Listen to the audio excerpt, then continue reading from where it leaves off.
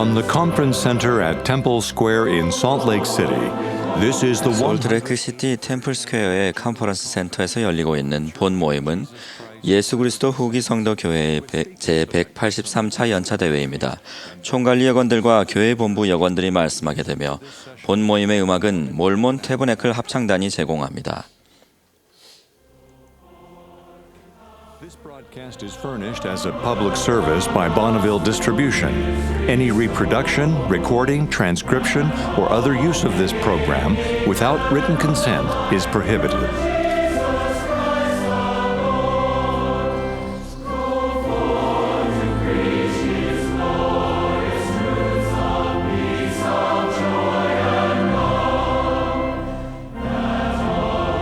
President Henry B. Eyring, first counselor in the first presidency of the church, will conduct this session.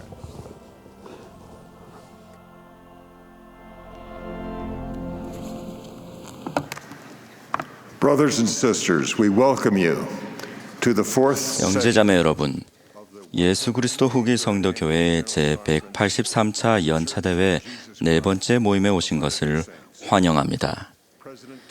이 대회를 감리하시는 토마스 S. 몬슨 회장님의 지명에 따라 제가 이 모임의 사회를 보겠습니다. 전 세계에서 라디오, 텔레비전, 인터넷, 위성방송을 통해 대회를 시청하고 계신 많은 분들께 감사와 축복을 전합니다. 오늘 아침 이 모임에는 총관리 여건들과 본부 여건들이 함께 자리하셨습니다. 이 모임의 음악은 맥 윌버그의 지휘와 앤드류 언즈워스 및 클레이 크리스첸슨의 오르간 반주로 태브네클 합창단이 들려주겠습니다. 합창단이 모임 시작을 알리며 신앙으로 나아가서를 불렀고 이제 시온이여 아름답게 일어나라를 부르겠습니다. 그런 뒤 교회 기도는 70인 정원회의 스티븐 E. 스노우 장로님께서 해주시겠습니다.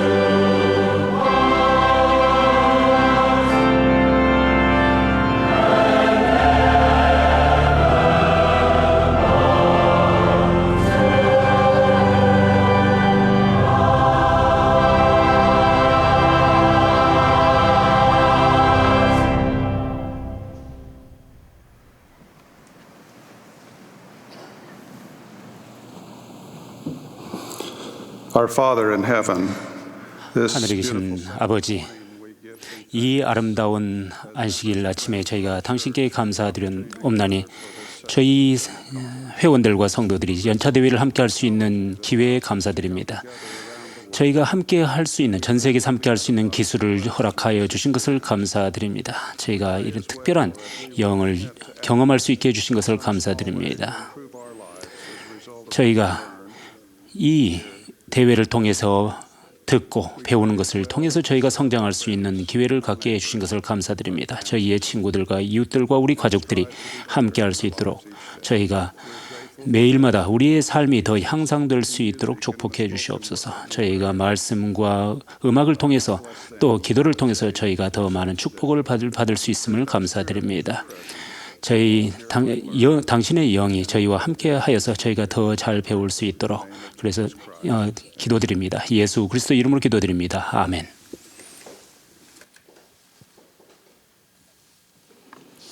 We will now be pleased to hear 이제 from 제1회장단 제2보좌이신 디터 F. 우토르프 회장님의 말씀을 듣겠습니다. 이어서 합창단이 날 따르라를 부르겠습니다. after the singing. We will 합창이 끝나면 12사도 정원회의 닐 L. 앤더슨 장로님이 말씀하시겠고 그런 뒤 본부 초등회 회장이신 로즈메리 M. 윅솜 자매님의 말씀을 듣겠습니다.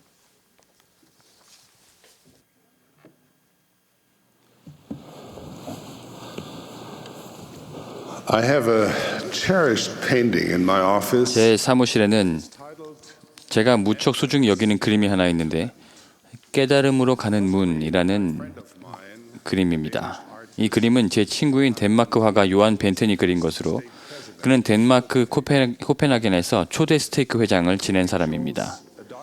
이 그림에는 어두컴컴한 방이 하나 있는데 그 방에 열린 문 사이로 빛이 새어 들어오고 있습니다.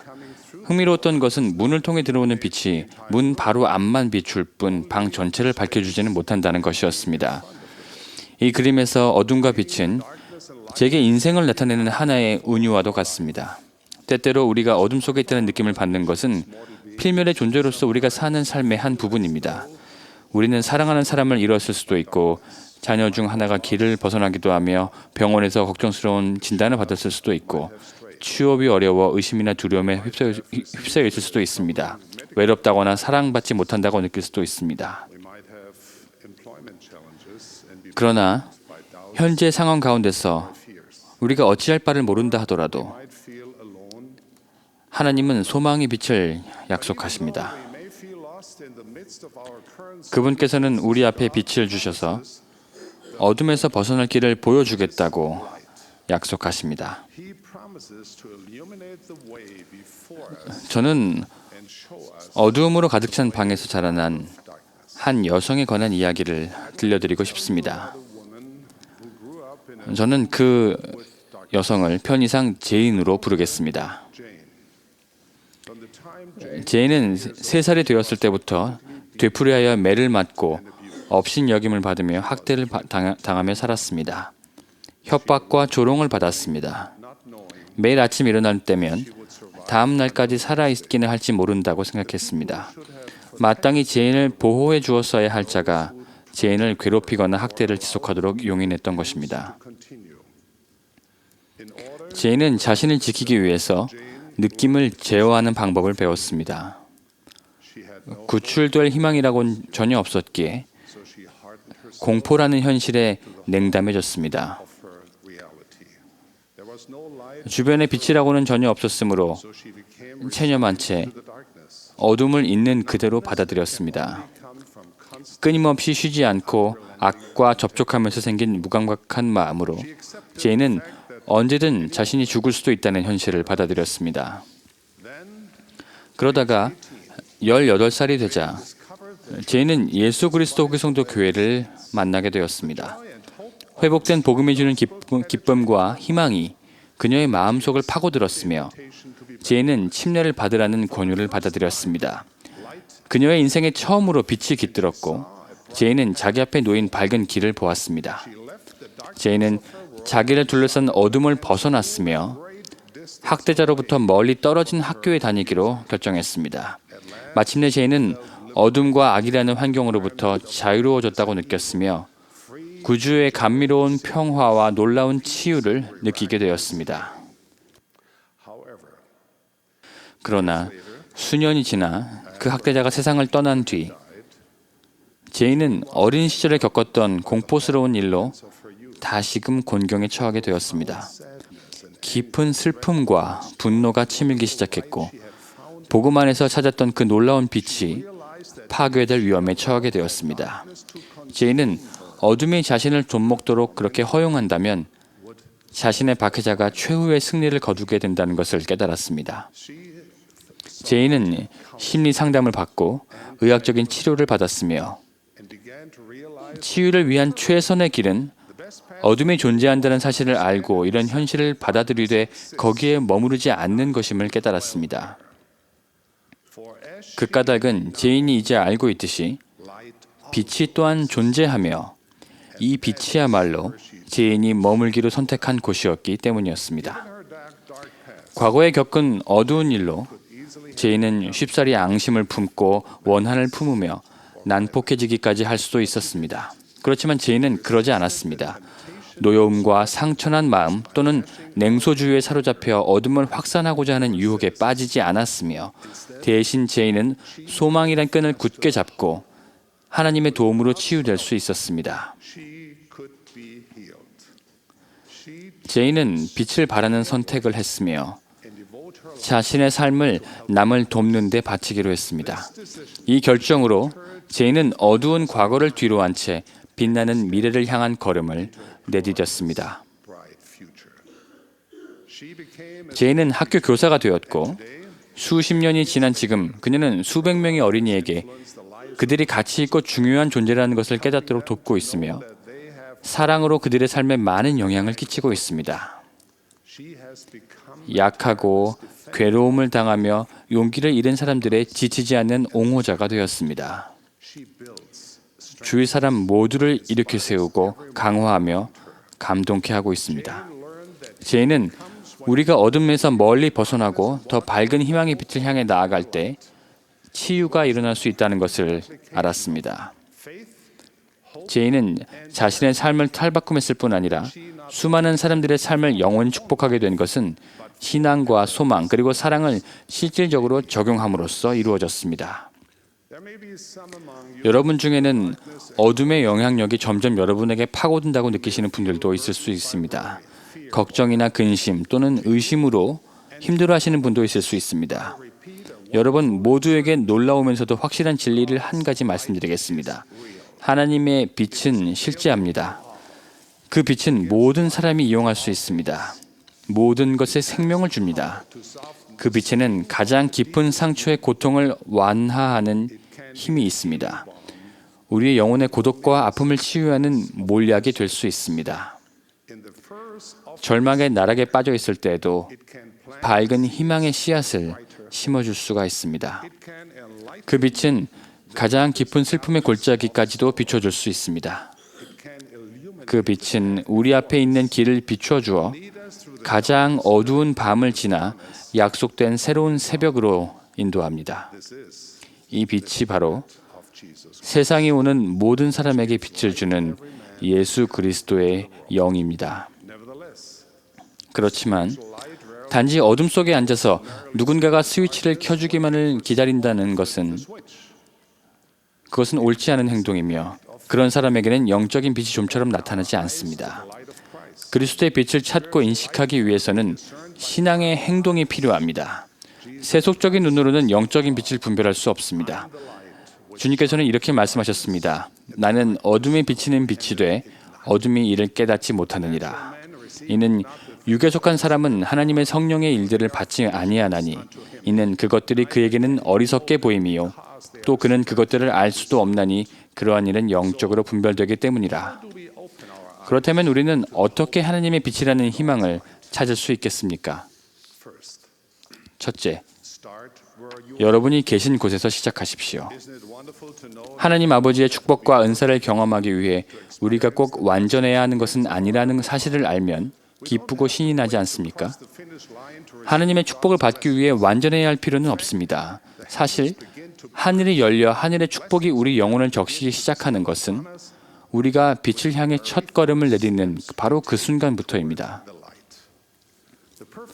시작하기 위한 최적의 장소는 여러분이 지금 있는 바로 그곳입니다. 자격이 없다고 생각되거나 남보다 무척 뒤처졌다고 느껴지더라도 문제될 것이 하나도 없습니다.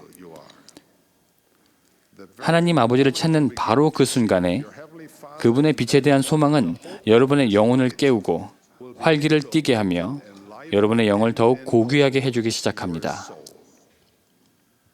어둠이 한꺼번에 사라지지는 않더라도 밤이 언제나 새벽에 자리를 내어주듯이 빛이 나타날 것입니다. 둘째, 여러분의 마음을 주님께 향하십시오. 기도로 여러분의 영혼을 고향하고 여러분이 느끼고 있는 것을 하나님 아버지께 설명해 드리십시오. 여러분의 약점을 인정하십시오. 마음속의 소망을 쏟아내고 그분께 감사를 표하십시오. 여러분이 직면하고 있는 시련을 하나님께 알려드리십시오. 그리스도의 이름으로 힘과 도움을 간절히 구하십시오. 여러분의 귀가 열려 그분의 음성을 들을 수 있게 해달라고 기도하고 여러분의 눈이 열려 그분의 빛을 볼 수 있게 해달라고 기도하십시오. 셋째, 빛 안에서 걸으십시오. 하나님 아버지께서는 여러분이 잘못을 범하리라는 것을 아십니다. 어쩌면 여러분이 여러 차례 비틀거리리라는 것도 아십니다. 이를 슬퍼하시겠지만 그분은 여러분을 사랑하십니다. 그분은 여러분의 희망이 산산조각이 나기를 바라지 않고 그와는 반대로 여러분이 일어나서 원래 되기로 계획된 사람이 되기를 바라십니다.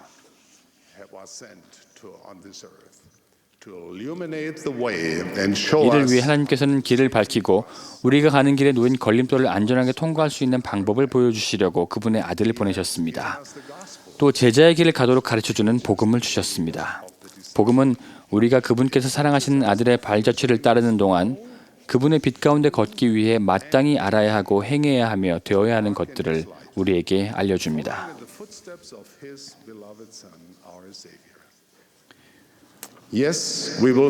네, 우리는 실수를 할 것입니다. 우리는 비틀거리기도 할 것입니다. 그렇지만 우리가 하나님에 대한 사랑을 키우려 힘쓰고 이웃을 사랑하려 애쓴다면 복음의 빛이 우리 주위를 감싸고 우리를 들어 올려줄 것입니다. 어둠은 빛 앞에서 존재하지 못하므로 분명히 사라질 것입니다. 또 우리가 하나님께 가까이 가면 그분도 우리에게 가까이 오실 것입니다.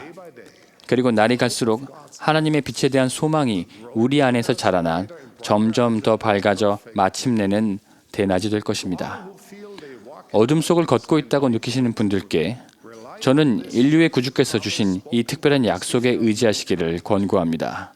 나는 세상의 빛이니 나를 따르는 자는 어둠에 다니지 아니하고 생명의 빛을 얻으리라. 몇 년 전에 저는 제 아내 해리엇과 함께 이 약속이 성취되는 것을 보는 잊지 못할 경험을 했습니다. 저희는 교회가 성장하고 후기 성도들이 기쁜 나날을 보내고 있는 이 세상의 아름다운 한 곳인 서아프리카에 있었습니다. 하지만 서아프리카에는 어려움도 많습니다. 특히 저는 제가 본 가난에 깊은 슬픔을 느꼈습니다. 도시에는 실업자가 넘쳤고 가족들은 일용할 양식과 안전을 찾아 힘겨운 나날을 하루하루 보내고 있었습니다. 우리 교회의 소중한 회원 중 많은 분들이 그렇게 처절한 가난 속에서 생활하고 있다는 것을 알게 되자 저는 제 가슴이 찢어지는 그런 고통을 느꼈습니다. 그렇지만 저는 이 훌륭한 회원들이 서로 도움으로써 그들 가운데 굶주리는 사람이 없다는 사실도 알았습니다. 마침내 저희는 대도시 근처에 있는 집회소 한 곳에 도착했습니다. 그런데 저희는 근심과 어둠으로 힘겨워하는 사람들을 보게 되는 대신 빛을 발하고 있는 기쁨에 찬 사람들을 보았습니다. 복음에 대해 느끼는 그분들의 행복은 사방으로 퍼져나와 저희의 영까지도 고양시켰습니다. 저희에 대한 그분들의 사랑은 우리를 겸손하게 했으며 그들의 꾸밈없는 미소는 우리도 웃게 만들었습니다. 저는 그때 이 지상에서 그분들보다 더 행복한 분들이 있을까 하고 생각했던 기억이 납니다. 비록 이 소중한 성도들은 여러 가지 어려움과 시련에 둘러싸여 있기는 해도 빛으로 가득 차 있었습니다. 모임이 시작되었고 저는 말씀을 시작했습니다. 그런데 곧이어 건물의 전기가 나가서 우리는 캄캄한 어둠 속에 놓이게 되었습니다. 어둠으로 인해 잠시 제가 회중들을 볼 수는 없었지만 성도들의 밝고 아름다운 미소를 느낄 수는 있었습니다. 이 훌륭한 분들과 함께 할 수 있었던 것이 얼마나 좋았고 기뻤는지 모릅니다. 예배당 내의 어둠이 계속되자 저는 아내 곁에 앉아서 전기가 다시 들어오기를 기다렸습니다. 그런데 기다리는 동안 놀라운 일이 일어났습니다. 몇 사람이 회복에 관한 찬송가를 부르기 시작했습니다. 그러자 점점 더 많은 사람들이 그 노래를 따라 불렀습니다. 곧이어 감미롭고 좌종을 압도하는 합창 소리가 예배당을 가득 채웠습니다. 이 교회 회원들에게는 찬송가 책이 필요하지 않았습니다. 그들은 부르는 노래마다 가사를 모두 알고 있었고 외우고 있었기 때문이었습니다. 그들은 열과 성을 다해서 그렇게 연이어 노래를 불렀고 제 영혼을 감동케 했습니다. 마침내 전기가 다시 들어와 밝아지자 아내와 저는 서로를 바라보았는데 저희의 두 뺨은 눈물로 젖어 있었습니다. 이 아름답고 훌륭한 성도들은 캄캄한 어둠 속에서도 교회의 건물과 저의 영혼을 빛으로 채워주었던 것입니다. 저희에게는 참으로 깊은 감동의 순간이었으며 아내와 저는 그때를 결코 잊지 못할 것입니다. 네, 우리의 삶은 때때로 어둠과 접해 있거나 심지어 온통 어둠으로 둘러싸여 보일 수도 있습니다. 때로는 주위를 감싸고 있는 어둠이 가혹하고 실망을 안겨주며 두렵게 보일 수도 있습니다. 여러분 중 일부에게 닥친 여러 슬픔과 여러분이 겪고 계신 쓰라린 외로움과 가시지 않는 두려움을 생각하면 제 마음도 아픕니다. 그렇더라도 저는 우리의 산 소망은 그리스도 예수 안에 있음을 간증합니다. 그리스도와 함께라면 어둠이 승리할 수 없음을 간증합니다. 어둠은 그리스도의 빛을 이기고 승리를 얻지 못합니다. 살아계신 하나님의 아들의 밝은 빛 앞에서 어두움은 사라질 수밖에 없음을 간증드립니다. 여러분 각자의 마음을 주님께 여시기를 권고드립니다. 연구와 기도를 통해 주님을 찾으십시오. 주님의 교회에 오셔서 그분과 그분의 복음에 관해 배우고 활동에 참여하며 서로 돕고 기쁘게 하나님을 섬기십시오. 형제자매 여러분, 가장 어두운 밤이 지나면 세상의 구주께서는 분명히 여러분 안에 깃들게 될 감미롭고 밝은 새벽의 아침으로 여러분을 서서히 인도해 주실 것입니다. 하나님의 빛에 대한 소망을 향해 걸을 때 여러분은 어둠이 조금도 없으신 사랑이 많으신 하나님 아버지의 동정심과 사랑 그리고 그분의 선하심을 발견하게 될 것입니다. 예수 그리스도의 이름으로 간증드립니다. 아멘.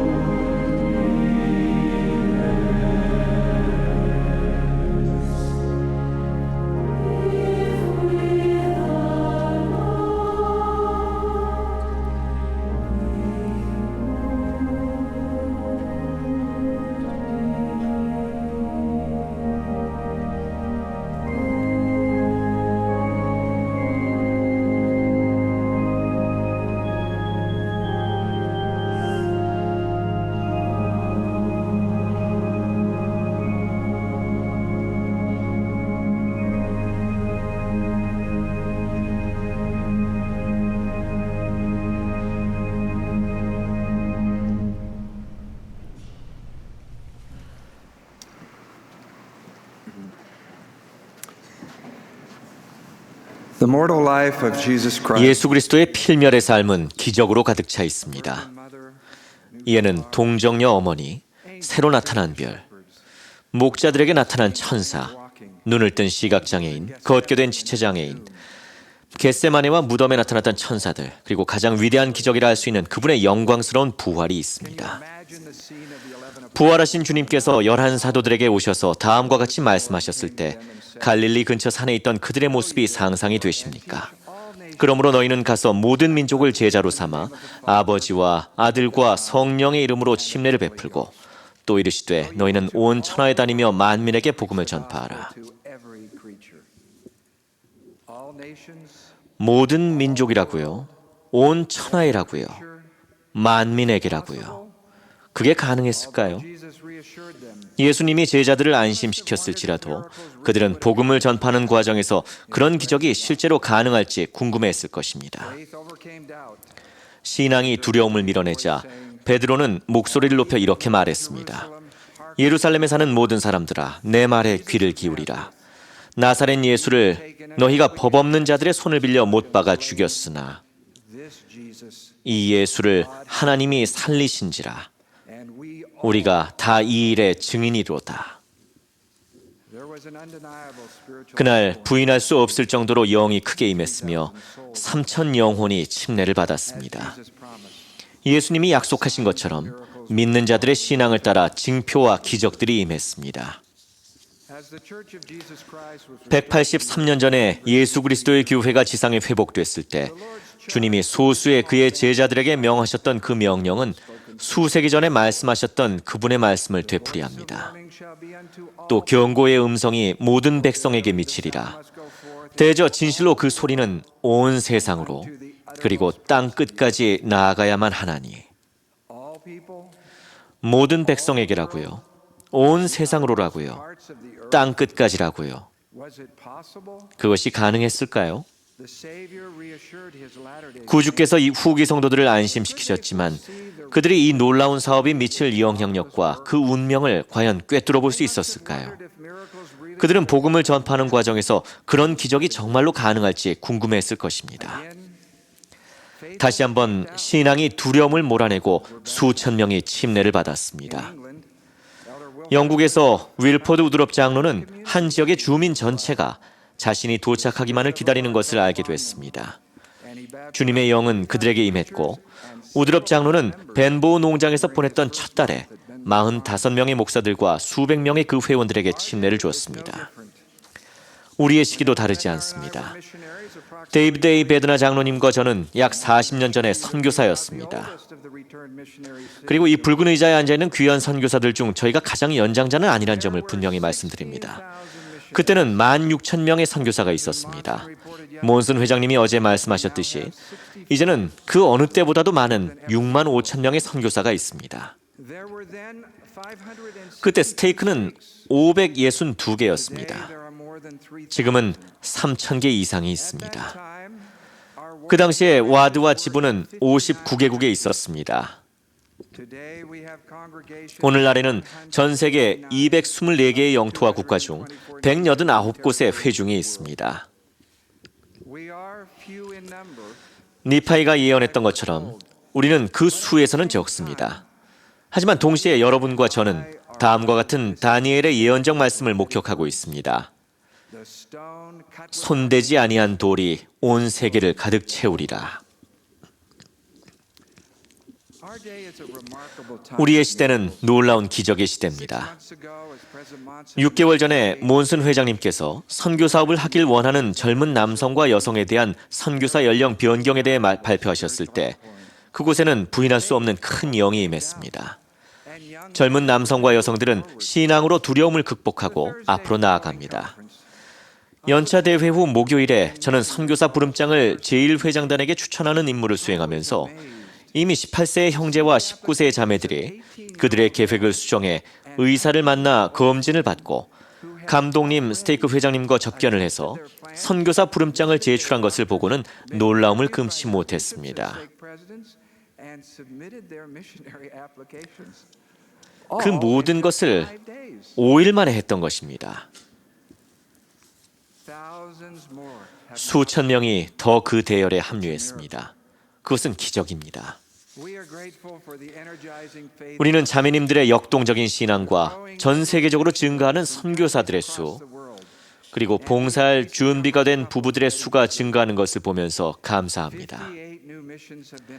58개의 새로운 선교부가 발표됐고 차고 넘치는 프로보 선교사 훈련원을 지원하기 위해서 놀랍게도 새로운 선교사 훈련원이 멕시코시티에 세워집니다. 토마스 S. 몬슨 회장님은 이렇게 말씀하셨습니다. 우리는 그러므로 너희는 가서 모든 민족을 제자로 삼아 아버지와 아들과 성령의 이름으로 침례를 베풀라는 구주의 명을 진지하게 받아들입니다. 이 위대한 대의는 계속 뻗어나가 사람들의 삶을 변화시키고 축복할 것입니다. 세상의 그 어떤 세력도 하나님의 사업을 멈출 수는 없습니다. 주님의 복음이 전 세계에 퍼짐에 따라 우리는 그분의 기적을 목격하고 있습니다. 형제자매 여러분, 주님께서 영감을 주셔서 더 많은 선교사가 봉사하게 됨에 따라 그분은 또한 선교사들을 받아들일 더 선하고 정직한 사람들의 마음을 일깨우고 또한 열리게 하십니다. 여러분은 이미 그분들을 알고 있고 또는 알게 될 것입니다. 그분들은 여러분 가족 중에도 있고 또한 여러분 이웃 지역에 삽니다. 그분들은 길에서 여러분을 스쳐 지나가거나 학교에서 여러분 옆에 앉거나 온라인에서 여러분과 소통하게 됩니다. 이렇게 전개되는 기적에서 여러분은 중요한 역할을 맡고 있습니다. 여러분이 전임 선교사가 아니어서 코트에 달 선교사 명찰이 없다면 바로 지금이 여러분의 마음에 이를 새길 시간입니다. 바울이 말한 것처럼 새길 수 있습니다. 이는 먹으로 쓴 것이 아니요 오직 살아계신 하나님의 영으로 쓴 것이며, 그리고 귀한 선교사들은 옛날 명찰을 찾으십시오. 명찰을 달지는 마십시오. 잘 보이는 곳에 두십시오. 주님에게는 그 어느 때보다도 그분의 손에서 도구로 쓰일 여러분이 필요합니다. 우리 모두에게는 이 기적에 기여할 것들이 있습니다. 모든 의로운 교회 회원들은 복음을 나누는 방법에 대해서 생각해 봅니다. 어떤 이들은 너무나 자연스럽게 복음을 나누는데 우리는 그들로부터 많은 것을 배울 수 있습니다. 복음을 나누는데 어려움을 느끼는 사람들도 있는데 그들은 어떻게 하면 더 잘할지 궁금해하며 때로 마음속으로 느끼는 죄책감이 사라졌으면 하고 바라기도 합니다. 복음을 나누려는 소망을 키우면 우리 모두는 무릎을 꿇게 되며 또한 그렇게 돼야 합니다. 우리에게는 주님의 도움이 필요하기 때문입니다. 몬슨 회장님은 우리의 영향력이 미치지 못하는 곳이나 이 시대에 자유롭게 복음을 전할 수 없는 지역 사람들을 위해 기도하도록 부탁하셨습니다. 우리가 단합해서 진지하게 하나님 아버지께 간구한다면 주님은 우리에게 계속 중요한 문을 열어주실 것입니다. 우리는 또한 복음을 나눌 수 있는 기회를 얻도록 간구해야 합니다. 사도 바울은 이렇게 말씀하셨습니다. 너희 속에 있는 소망에 관한 이유를 묻는 자에게는 대답할 것을 항상 준비하되. 혼돈과 혼란이 난무하는 오늘날 이 시대에 종교 모임에 참석하는 사람들의 수가 계속 줄고 있다는 것은 별로 놀라운 사실이 아닙니다. 많은 사람들이 하나님과 더 가까워지고 삶의 목적을 더 잘 이해하길 바라지만 그들은 질문에 대한 답을 찾지 못합니다.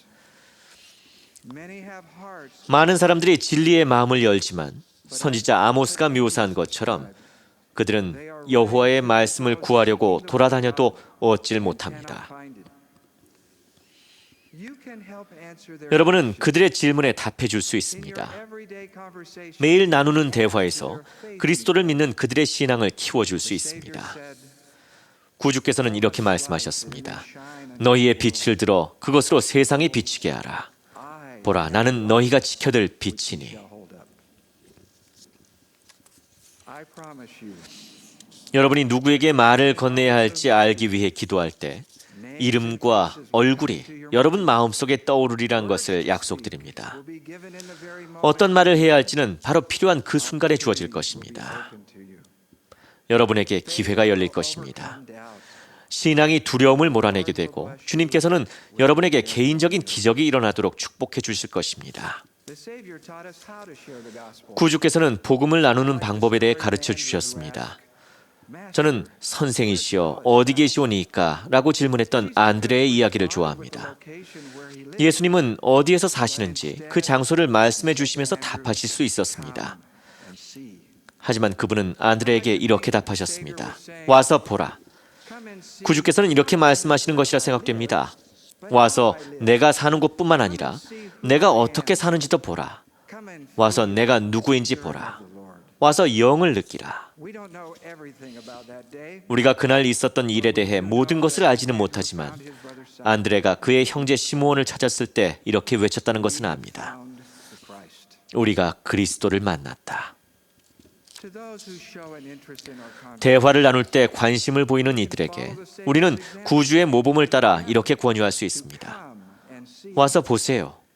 그 권유를 받아들이는 사람도 있고 그렇지 않은 사람도 있을 것입니다.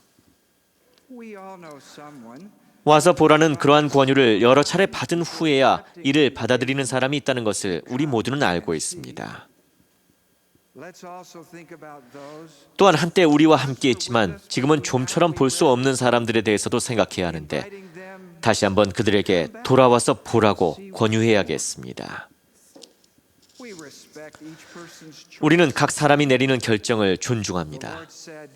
주님은 이렇게 말씀하셨습니다. 모든 사람은 스스로 택할지어다.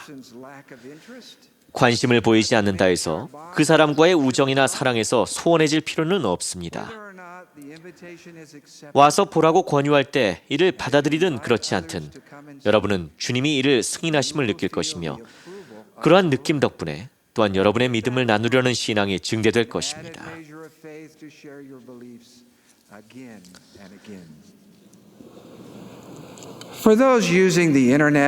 인터넷과 스마트폰을 사용하는 사람들에게는 와서 보라고 권유할 수 있는 새로운 방법들이 있습니다. 온라인에서 우리의 신앙을 나누는 일이 더욱더 우리 삶의 일부가 되게 합시다. LDS.org, mormon.org, 페이스북, 트위터 등 이러한 모든 것이 기회를 제공합니다. 보스턴 지역의 청소년 회원들은 복음을 나누기 위해서 몇 개의 블로그를 시작했습니다. 온라인에서 교회를 알게 돼 선교사 토론을 한 사람들이 교회로 들어오게 됐습니다. 이러한 경험으로 그 청소년들은 직접 얼굴을 보고 복음에 대해 이야기하는 것에 대해서도 더 큰 신앙을 지니게 됐습니다. 그들 중 한 명은 이렇게 말했습니다. 이건 우리가 생각하던 따분한 선교 사업이 아닙니다. 재미있고 즐거운 선교 사업이죠. 우리는 모두 이 일에 동참하고 있습니다. 우리는 와드의 동료 회원과 선교사들과 함께 계획하고 기도하며 서로 돕게 됩니다. 언제나 전임 선교사에 대해 생각하고 기도하십시오. 그들을 믿고 여러분의 가족과 친구들을 소개해 주십시오. 주님은 선교사들을 신뢰하고 그분을 찾는 이들을 가르치고 축복해 주도록 선교사들을 부르셨습니다. 모잠비크 마푸토 선교부의 파울루 크레틀리 회장님은 이런 경험을 나누셨습니다. 모잠비크에서는 남녀가 결혼하지 않고 평생 같이 사는 것이 일반적인 일입니다. 결혼을 하려면 아프리카 전통에 따라 매우 큰 금액의 지참금을 장만해야 하는데 대부분의 남녀가 감당할 수 없는 비용이기 때문입니다. 회원들과 선교사들은 어떻게 도울 수 있을지 숙고하며 기도했습니다. 그 기도로 받은 응답은 결혼과 영원한 가족의 중요성과 순결의 법을 강조하라는 것이었습니다. 그들은 그 남녀들이 회개하고 법적으로 결혼하도록 돕는 동안 예수 그리스도를 따를 때만 얻게 되는 행복에 대해서 가르쳤습니다. 이 사진은 모잠비크의 다른 두 도시에서 찍은 남녀들의 사진입니다. 그들은 금요일에 결혼을 하고서 자녀들 중 나이가 찬 아이들과 함께 토요일에 침례를 받았습니다. 친구들과 가족들은 와서 보라는 초대를 받았고 실제로 수백 명이 와서 보았습니다. 침례 후에 한 자매가 이렇게 말했습니다. 우리는 조상들의 전통을 따를 것인지 아니면 예수 그리스도를 따를 것인지 선택해야 합니다. 우리는 그리스도를 따르기로 선택했습니다. 여러분은 모잠비크에 살지는 않겠지만 여러분의 방식으로 여러분의 문화권 내에서 예수 그리스도의 회복된 복음을 나눌 수 있습니다. 여러분의 하나님 아버지께 기도하십시오. 이 일은 성스러운 사업입니다. 여러분은 무엇을 해야 할지 인도받을 것입니다. 그분은 문을 열어주시고 장애물을 제거해 주시며 여러분이 난관을 극복하도록 도우실 것입니다. 주님은 이렇게 선언하셨습니다. 경고의 음성이 이 마지막 날에 나의 제자들의 입으로 모든 백성에게 미치리라. 아무도 그들을 막지 못하리니. 저는 주의 음성이 땅 끝까지 미쳐 듣고자 하는 자는 모두 듣게 됨을 간증드립니다. 그것은 기적입니다. 그것은 기적입니다. 예수 그리스도 이름으로 전합니다. 아멘.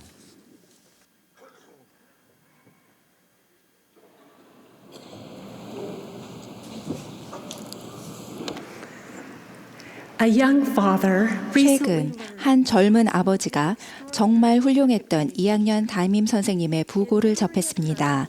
고인을 추억하며 그는 이렇게 썼습니다. 그분을 생각하면 떠오르는 느낌과 경험 중 가장 큰 것은 위안이라는 느낌입니다. 그분은 제게 철자와 문법, 수학을 가르쳐 주셨지만 무엇보다 제게 어린이라는 그 시절을 사랑하라고 가르쳐 주셨습니다. 수업 시간에 가끔씩 철자가 틀려도 괜찮았습니다. 다시 써보자 라고 하셨습니다. 무언가를 흘리거나 찢거나 더럽혀도 괜찮았습니다. 고치면 돼, 치우면 돼 라고 말씀하시곤 했으니까요. 시도해보고 자신을 시험하며 꿈을 가져도 괜찮았고 어린이들에게만 신나는 별건 아닌 일에서 얻는 즐거움을 누려도 괜찮았습니다. 이 세상에서 한 인간이 가장 큰 영향을 줄 수 있는 경우 중 하나는 바로 아이에게 영향을 미치는 일입니다. 아이들의 신념과 자존감은 어릴 때 형성됩니다. 제 말씀을 듣는 분들은 모두 자신의 말을 통해 아이들의 자신감과 하나님 아버지와 예수 그리스도를 믿는 신앙을 키워줄 힘을 갖고 계십니다.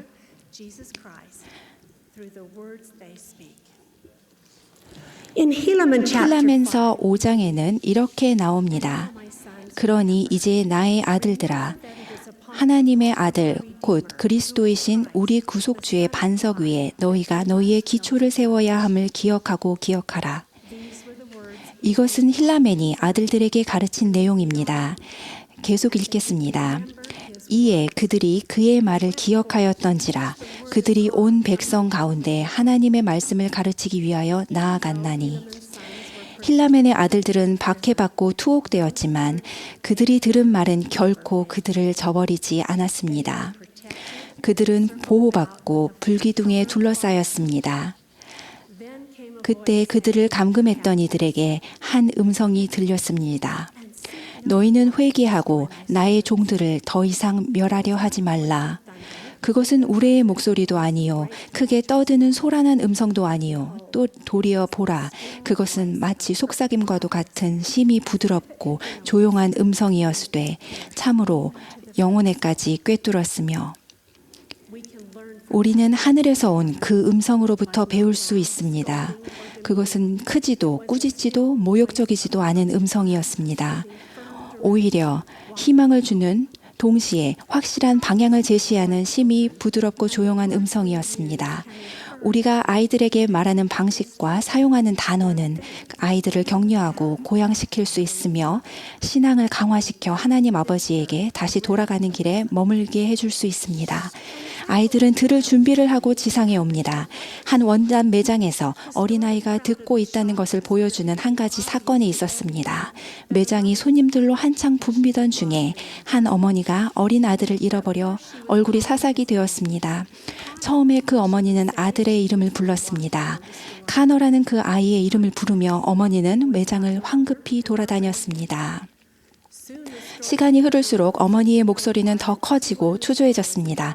곧 매장 안전요원에게 신고를 하고 매장의 모든 사람들이 아이를 찾았습니다. 시간이 흐를수록 카너의 어머니는 당연히 더 초조해졌고 아이의 이름을 다급히 소리치며 불렀습니다.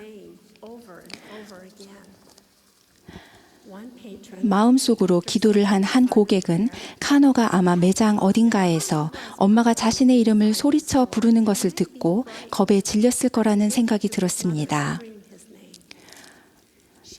그녀는 아이를 찾던 다른 여성에게 이를 말했고 그들은 재빨리 계획을 세웠습니다.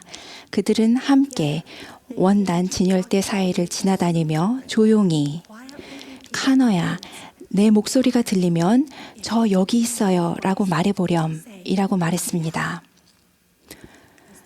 그들이 이 말을 되풀이하며 천천히 매장 뒤쪽으로 갔을 때 저 여기 있어요 라는 희미하고도 작은 음성이 들렸습니다.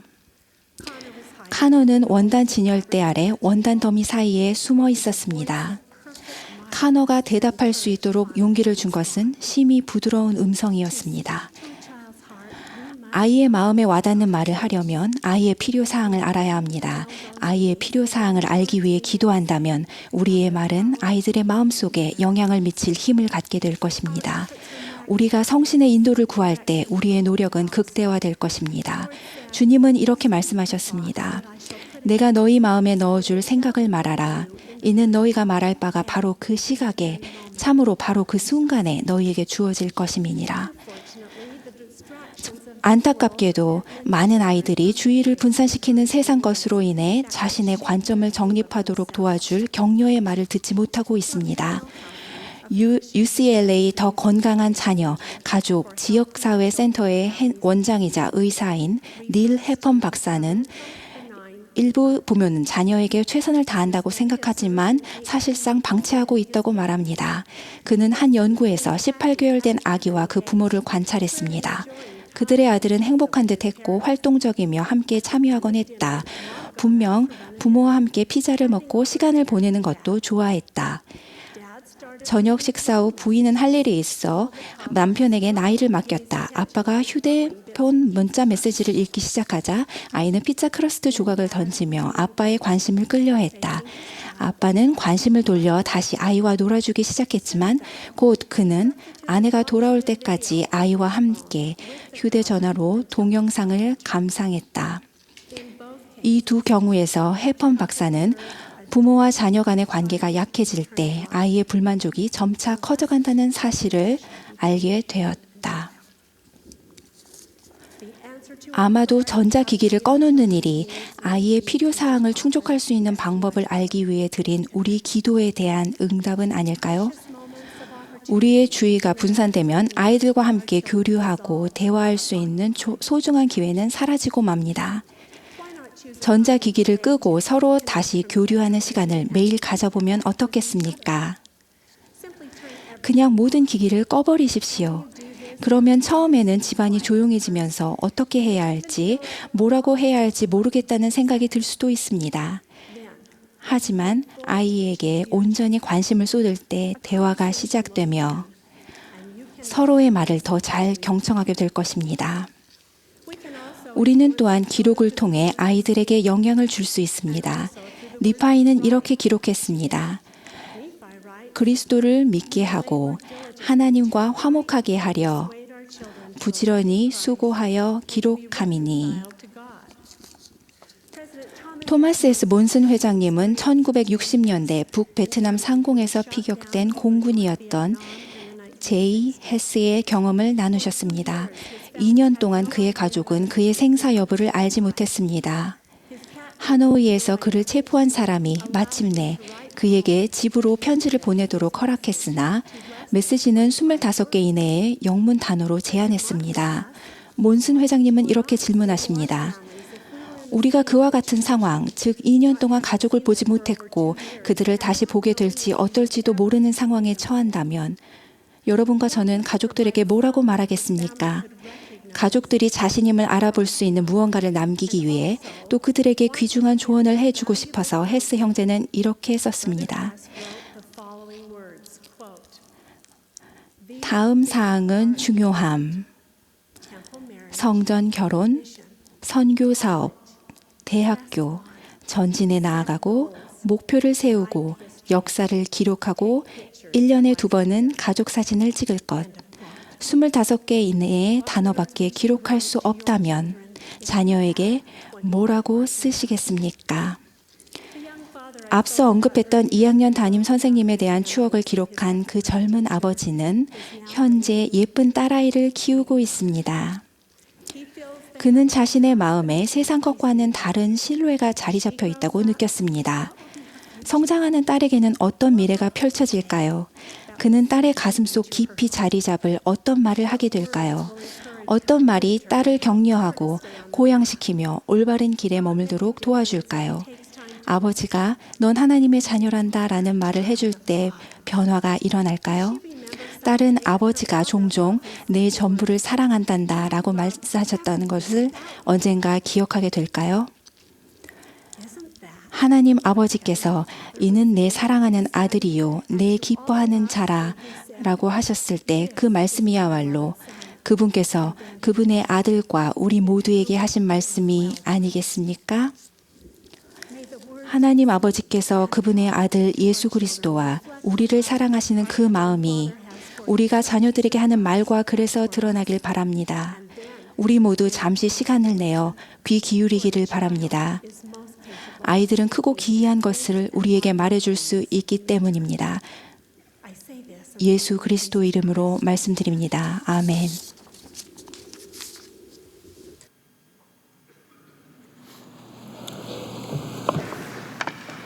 The choir and congregation 이제 합창단과 회중이 함께 모두 일어서서 위대하신 여호와여를 부르겠습니다.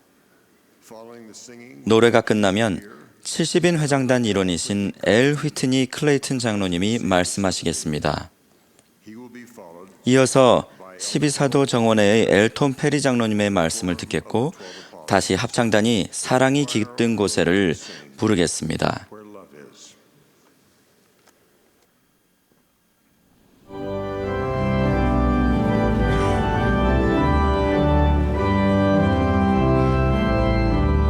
This is the 183rd 본 모임은 예수 그리스도 후기 성도 교회의 제183차 연차 대회입니다.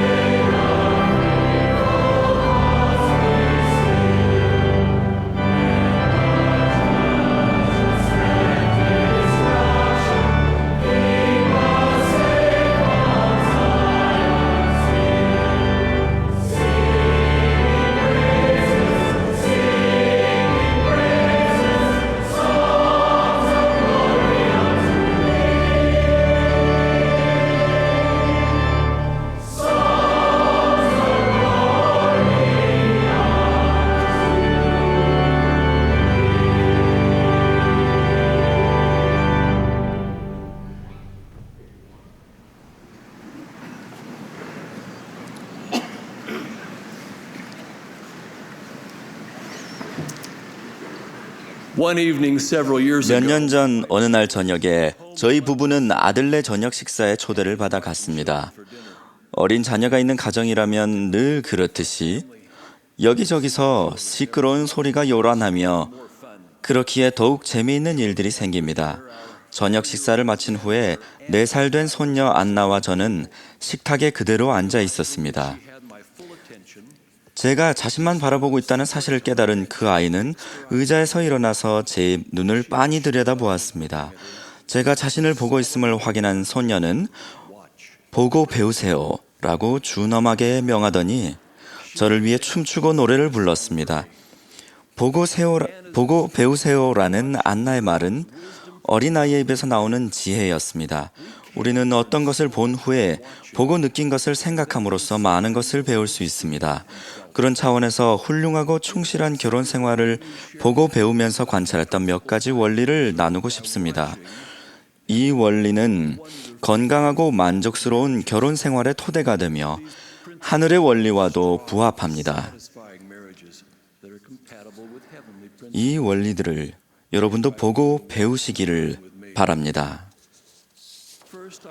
첫째, 정말로 행복한 결혼 생활에서는 남편과 아내가 모두 그들 관계를 극히 값진 진주, 즉 무한한 가치를 지닌 보물로 생각합니다. 두 사람은 자신의 부모를 떠나 함께 영원히 번창해 나갈 결혼 생활을 시작합니다. 하늘에서 정해준 길을 따라간다는 것을 이해하고 다른 어떤 관계도 큰 기쁨을 주거나 훨씬 좋은 것을 가져다 주거나 개인적인 발전을 가져다 줄 순 없다는 것을 잘 알고 있습니다. 보고 배우십시오. 가장 훌륭한 결혼 생활을 하는 부부들은 자신의 결혼 생활을 매우 소중하게 여깁니다. 둘째는 신앙입니다. 성공적인 결혼 생활은 주 예수 그리스도를 믿는 신앙과 그분의 가르침에 대한 순종을 토대로 확립됩니다. 제 관찰에 따르면 결혼 생활을 소중하게 만든 부부들은 신앙을 실천합니다. 그들은 매주 성찬식과 다른 모임에 참석하고 가정의 밤을 갖고 함께 또는 개인적으로 기도하고 경전을 공부하며 정직한 11조를 냅니다. 그들은 순종하며 선한 삶을 살기를 함께 추구합니다. 그들은 계명을 자신의 입맛에 맞는 음식만을 골라 담는 뷔페로 여기지 않습니다. 신앙은 결혼 생활을 강화하는 모든 덕의 토대입니다.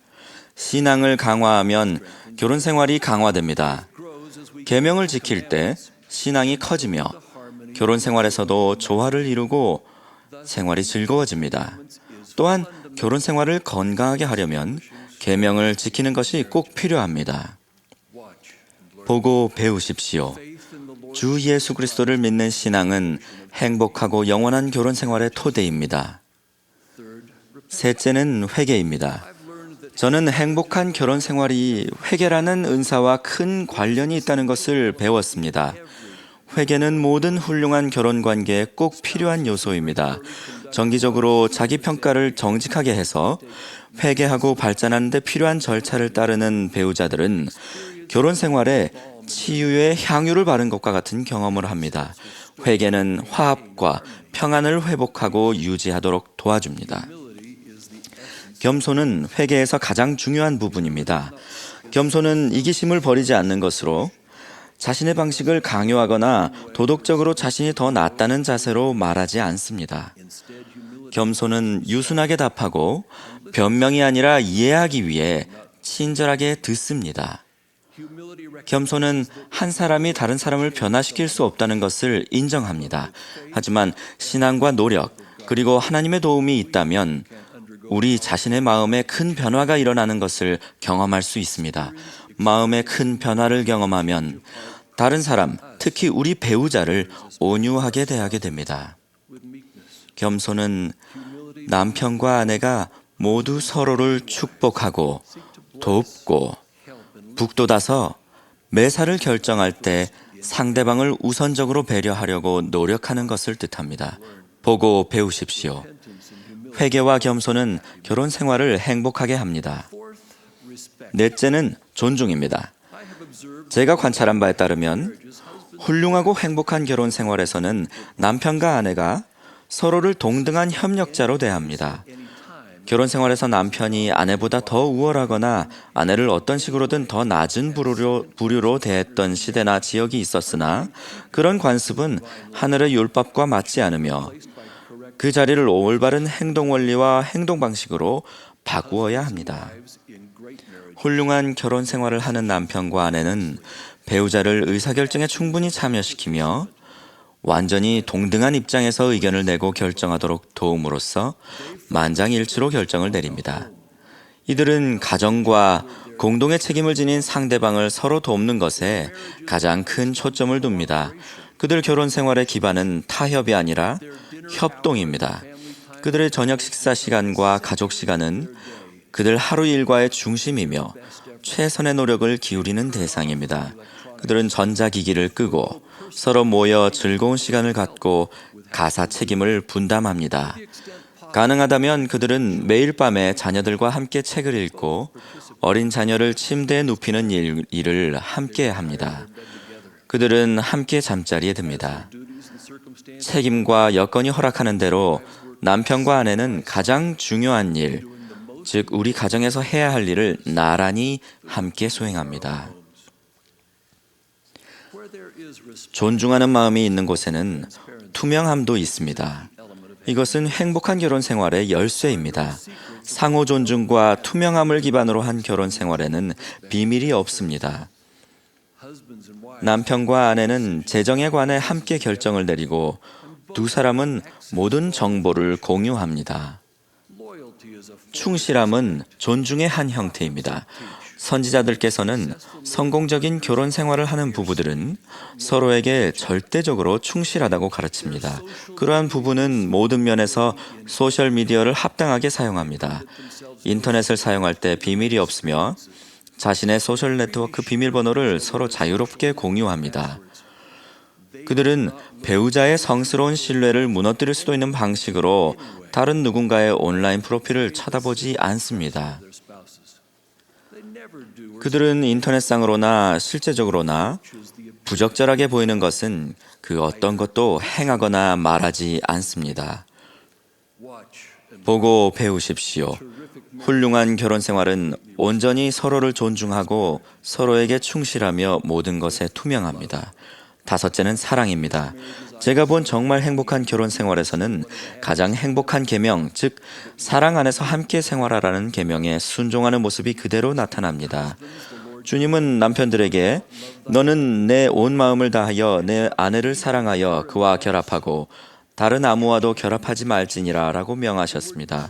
교회 지침서에서는 이렇게 가르칩니다. 결합이라는 단어는 어떤 사람에게 전적으로 헌신하고 충실하다는 의미이다. 결혼한 부부는 서로 섬기고 사랑하며 서로와 하나님에게 온전히 충실하면서 성약을 지켜 하나님과 서로에게 결합하게 된다. 남편과 아내 모두는 독신 시절의 생활을 뒤로하고 결혼 생활을 삶에서 최우선 순위로 삼는다. 부부는 하나님과 배우자를 상대로 맺은 성약을 지키는 일을 최우선 순위로 삼아야 하며 다른 사람이나 관심사가 더 높은 우선순위가 되게 해서는 안 된다. 보고 배우십시오. 성공적인 부부는 완전히 헌신하는 마음으로 서로를 사랑합니다. 자신의 결혼 생활이 원했던 만큼 행복하지 않은 사람도 있고 결혼하지 못했거나 이혼하신 분들, 한부모인 분 또는 여러 이유로 결혼할 상황이 아닌 분도 있습니다. 이런 상황에서 어려운 문제와 비통한 마음이 가득할 수 있지만 그런 것이 영원히 지속되는 것은 아닙니다. 그런 상황에 있는 분들은 여러분 능력 안에 놓여 있는 모든 일을 기쁘게 행하고 잘 이겨내서 하늘이 여러분을 풍성하게 축복하시기를 빕니다.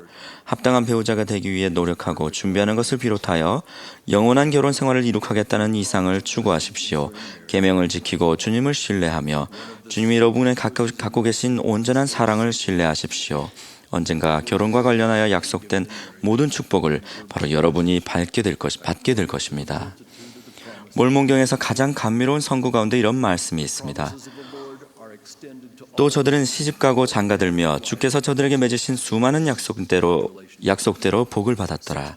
주님의 약속은 행복하고 거룩한 결혼관계를 발전시키는 생활 방식을 따르는 모든 사람에게 적용됩니다. 그런 축복은 예수 그리스도의 복음에 따라 충실하게 생활할 때 당연히 따르는 매우 기쁜 축복입니다. 제가 가장 사랑하는 사람인 아내 캐시에게 고마움을 전하고 싶습니다. 결혼은 하나님께서 우리에게 주시는 선물이며 훌륭한 결혼 생활은 우리가 하나님께 드리는 선물입니다. 사랑에 충만하신 하나님 아버지의 놀라운 계획을 통해 결혼 생활이 영원하고 훌륭하게 이루어질 수 있다는 것을 간증드립니다. 예수 그리스도 이름으로 말씀드립니다. 아멘.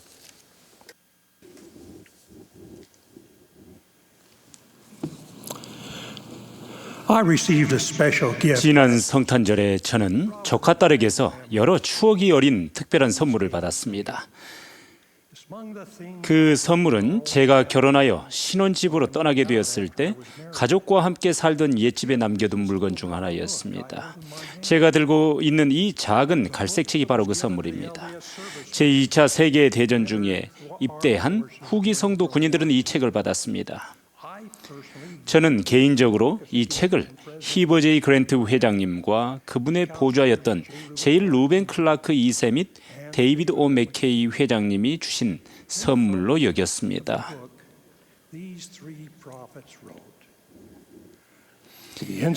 이 책의 맨 앞에 있는 서한에서 이 하나님의 선지자 세 분은 이렇게 쓰셨습니다. 형제님이 군복무를 하는 동안에는 우리가 직접적이든 간접적이든 형제님과 개인적인 접촉을 계속할 수 없을 것입니다. 우리는 현대의 계시 중 일부와 복음 원리에 관한 설명이 담긴 이 책을 형제님의 손에 쥐어주는 것이 차선책이라고 생각합니다. 형제님이 어디 있든 이 책을 통해 신앙과 소망을 새롭게 하고 영의 위안과 위로 및 평안을 얻게 될 것입니다. 오늘날 우리는 또 다른 세계대전에 처해 있습니다. 이번에는 무기를 들고 싸우는 전쟁이 아닙니다. 이 전쟁은 생각과 말 그리고 행위와 관련되며 죄와 관련된 전쟁입니다. 따라서 우리에게는 계명을 지키도록 상기시켜주는 것이 어느 때보다도 더 필요합니다. 세속주의는 점점 일반화되어서 이에서 비롯된 수많은 신조나 관행은 주님께서 그분 자녀의 유익을 위해 친히 제정하신 것과 상충합니다. 이 작은 갈색 책에는 복무 중인 남자에게 전하는 자유는 율법에 순종할 때 주어집니다 라는 제목의 메모가 제1회장단의 서한 바로 뒤에 있습니다. 이 메모는 복무 중인 모든 군인의 복리를 위한 군법과 하늘의 율법 사이에 유사점이 있음을 보여줍니다. 이 메모에는 이렇게 적혀 있습니다. 하나님께서 다스리시는 우주에도 율법이 있습니다. 그것은 일정한 축복과 만고 불변의 형벌이 따르는 보편적이고 영원한 율법입니다. 이 메모의 마지막 말씀은 다음과 같이 하나님의 율법에 순종하라는 데 초점이 맞춰져 있습니다. 형제님이 아무런 부끄러움 없이 사랑하는 사람들에게로 되돌아오기를 바란다면 또 형제님이 진정한 남자가 되어 풍성한 삶을 살기를 바란다면 하나님의 율법을 지키십시오. 그렇게 할 때 다른 사람들이 의지하는 자유에 더하여 형제님이 지키려고 애쓰는 값을 매길 수 없는 자유, 곧 죄로부터의 자유를 누리게 될 것입니다. 참으로 자유는 율법에 순종할 때 주어지기 때문입니다. 자유는 율법에 순종할 때 주어진다라는 이 문구가 당시에 저에게 왜 그토록 마음에 다가왔을까요? 지금 그 문구는 왜 우리 모두의 마음에 다가올까요? 이는 아마도 우리에게 전세의 이력에 관한 지식이 밝혀졌기 때문일 것입니다. 알고 있는 대로 태초에 하나님이 계획을 우리에게 발표하셨을 때 사탄은 그 계획을 변경하기를 원했습니다. 그는 모든 인류를 구원하겠다고 했습니다. 사탄은 한 영혼도 잃지 않을 것이라면서 그 제한을 이룰 수 있다는 자신감에 차 있었습니다. 그러나 사탄의 계획에는 그때나 지금이나 하나님이 주신 은사인 인간의 선택 의지를 멸하는 받아들일 수 없는 대가가 존재했습니다. 해롤드 비리 회장님은 이 은사에 관해 이렇게 말씀했습니다. 생명 그 자체 다음으로는 선택 의지가 인류에게 주신 하나님의 가장 큰 은사입니다. 따라서 사탄에게는 인간의 선택 의지를 무시하는 것이 결코 작은 일이 아니었습니다. 실제로 선택 의지는 천국 전쟁을 일으키는 쟁점이 되었으며 천국 전쟁에서의 승리는 곧 인간의 선택 의지를 위한 승리였습니다. 그렇지만 사탄이 거기서 물러선 것은 아닙니다. 그의 후속 계획, 즉 아담과 이브의 시대부터 실행해온 계획은 기본적으로 남자와 여자를 꿰어 우리가 하나님께서 주신 선택 의지라는 은사를 받을 자격이 없다는 것을 입증하려는 데 있었습니다. 사탄이 그런 일을 하는 데에는 여러 가지 이유가 있을 터이지만 가장 큰 이유는 복수심에서 비롯되었을 것입니다. 그러나 사탄은 또한 사람들이 자기처럼 비참해지기를 바랍니다. 사탄이 성공하기 위해 매우 날뛰고 있다는 점을 누구도 과소평가해서는 안 됩니다. 하나님의 영원한 계획에서 사탄의 역할은 모든 것에 반대되는 것을 만들어내고 우리의 선택 의지를 시험하는 것입니다. 여러분과 제가 내리는 선택은 우리의 선택 의지를 시험하는 것입니다. 우리가 하나님의 계명에 대해 순종을 택하든 불순종을 택하든 이는 실제로 자유와 영생, 속박과 죽음 간의 선택인 것입니다.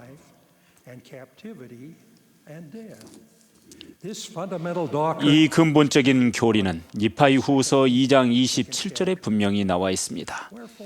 그러한즉 육체로 말할진대 사람은 자유로우며 사람에게 마땅한 것은 모두 그들에게 주어졌느니라. 또 그들은 자유로이 만인의 크신 중보자를 통하여 자유와 영생을 택하거나 그렇지 아니하면 악마의 사로잡음과 능력에 따라 사로잡힘과 죽음을 택할 수도 있나니 이는 그가 만인을 자기처럼 비참하게 되게 하려 함이라. 이 세상에는 여러 가지 면에서 늘 전쟁이 있었습니다. 제1회장단이 저에게 작은 갈색 책을 보내셨을 때 저는 그분들이 제2차 세계대전보다도 훨씬 더 큰 전쟁을 더 염려하셨을 거라고 믿습니다. 또한 그분들은 이 책이 더 큰 전쟁, 곧 죄에 대한 전쟁에서 사탄과 그의 군대에 대항하는 신앙의 방패가 되고 또 제가 하나님의 계명에 따라 살도록 상식해주는 역할을 하기를 바라셨으리라 믿습니다. 우리 자신을 평가하고 이전 세대와 비교하는 한 가지 방법은 가장 오래된 표준 중 하나인 십계명을 기준으로 삼는 것입니다. 상당수의 문명국가, 특히 유대교와 기독교의 뿌리를 둔 나라에서 십계명은 선과 악 사이를 구분짓는 가장 오래되고 널리 용인된 잣대였습니다. 제가 보기에 10계명 중 4가지는 지금도 변함없이 받아들여지는 것 같습니다. 우리는 문화적으로 살인, 도둑질, 거짓말을 경멸하고 비난하며 자녀는 여전히 부모에 대해 책임이 있다고 믿습니다. 그러나 사회가 확장되면서 우리는 보통 다음과 같이 나머지 6가지 계명을 묵살합니다. 세속적인 것을 우선시하는 풍조를 징후로 본다면 우리는 분명 참된 하나님 앞에 다른 신들을 두고 있습니다. 우리는 명성이라는 우상, 생활방식이라는 우상, 부라는 우상, 그리고 물론 새겨진 형상이나 물체로 우상을 만드는 경우도 있습니다. 우리는 탄성을 지르거나 욕설을 할 때를 비롯하여 하나님의 이름을 온갖 종류의 불경스러운 방식으로 사용합니다. 많은 사람들이 가장 큰 경기, 가장 중요한 오락, 대규모 쇼핑, 그리고 사실상 예배가 아닌 다른 모든 일을 안식일에 하고 있습니다. 혼외 성관계를 오락이나 기분 전환점으로 여기기도 합니다. 그리고 탐욕은 너무나 보편적인 생활 방식이 되어버렸습니다. 모든 경륜의 시대에 선지자들은 더욱 중대한 2가지 계명, 즉 살인과 간음에 관해 끊임없이 경고해 왔습니다. 이 중요한 2 계명에는 한 가지 공통 분모가 있는데 생명은 본시 하나님의 권한이며 필멸의 삶의 성전인 육신은 하나님이 정하신 테두리 안에서 창조되어야 한다는 믿음이 그것입니다. 생명을 창조하고 거두는 문제에 관한 하나님의 율법을 자기 마음대로 바꾸는 행위는 주제넘고 심각한 죄의 단적인 예입니다. 결혼의 신성함을 폄하하는 이런 태도는 주로 가정에 큰 영향을 미칩니다. 가정의 힘은 놀랄 정도로 약화되고 있으며 이는 사회 전반에 널리 해를 끼치고 있습니다. 저는 직접적인 원인과 결과를 잘 압니다. 배우자에 대한 서약과 정절을 포기하면 그것은 사회를 결속시키는 접착제를 제거하는 것이 됩니다. 계명에 대해 생각해 볼 유익한 점은 계명이 지혜롭고 모든 것을 아시는 하나님 아버지의 사랑에 찬 권고라는 것입니다. 그분의 목표는 우리의 영원한 행복에 있으므로 계명은 우리가 그분께 돌아가도록 그분이 주신 길잡이이자 우리가 영원히 행복할 수 있는 유일한 길인 것입니다. 가정과 가족은 영원한 행복에 있어서 얼마나 중요할까요? 이 작은 갈색 책 141쪽에는 참으로 천국은 우리의 가정이 영원 속으로 투영된 것일 뿐이다 라는 말이 나옵니다. 가정과 가족에 관한 교리는 가족 세상에 전하는 선언문에 매우 명료하고도 힘있게 강조되었습니다. 이 선언문에는 가족의 영원한 속성이 표명되어 있으며 성전 예배와의 관련성이 설명되어 있습니다. 또 이 선언문은 가족의 영원한 행복이 근거를 두고 있는 율법, 즉 출산의 신성한 능력은 남편과 아내로서 합법적으로 결혼한 남자와 여자 사이에서만 사용되어야 한다고 선언합니다. 하나님께서는 도덕적 절대 원칙이 있다는 것을 선지자들에게 밝히셨습니다. 언제라도 죄는 죄일 뿐입니다. 주님의 계명에 불순종하면 우리는 언제나 그분의 축복을 빼앗기게 됩니다. 세상은 끊임없이 극적으로 변하지만 하나님과 그분의 계명 그리고 약속된 축복은 변하지 않습니다. 그것들은 변경할 수 없는 것이고 또 변하지도 않습니다. 남자와 여자는 하나님의 은사로서 선택 의지를 받았지만 자유와 영원한 행복은 결국 그분의 율법에 순종함으로써 오게 됩니다. 엘마가 탈선한 아들 코리앤톤에게 간악함은 결코 행복이 아니었느니라 라고 권고한 그대로입니다.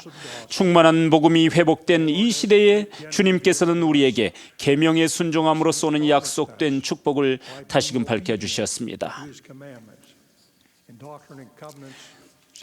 이 세상의 기초가 놓이기 이전에 하늘에서 변경될 수 없게 선포된 율법이 있어 모든 축복은 이에 근거를 두나니 우리가 하나님에게서 어떤 축복을 얻을 때에는 그것이 근거를 두고 있는 그 율법을 순종하였으므로 얻게 되는 것이니라.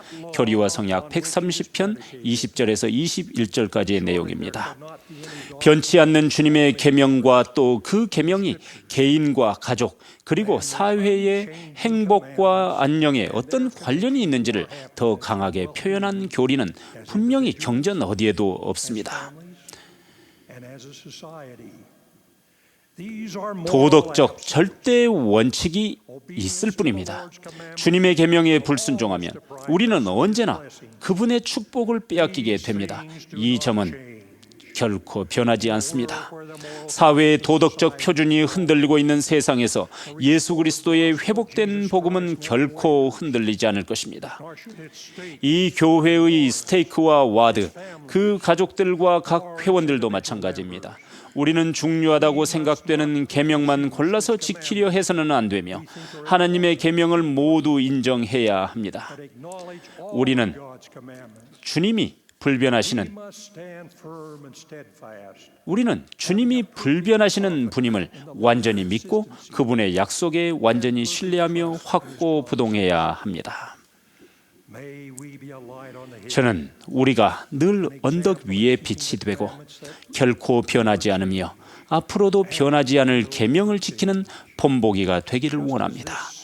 전쟁 시기에 후기 성도 군인들이 이 작은 책에서 도덕적으로 굳건할 수 있는 힘을 얻었듯이 우리도 이 후기의 전쟁 가운데에서 온 땅과 특히 주님의 축복을 구하는 하나님의 자녀에게 등불이 되기를 간절히 원합니다. 이 모든 것을 예수 그리스도 이름으로 간증드립니다. 아멘.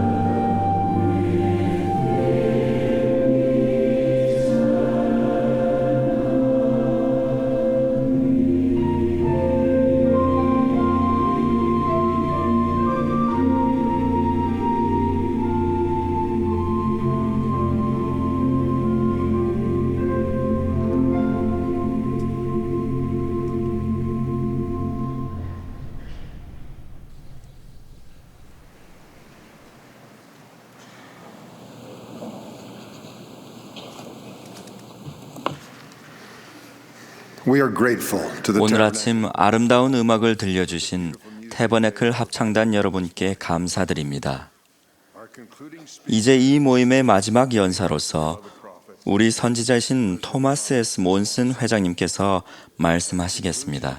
그분의 말씀이 끝나면 합창단이 성도들아 두려울 것 없다를 부르겠으며 70인 정원의 오 빈센트 할레크 장로님이 폐기도를 해주시겠습니다.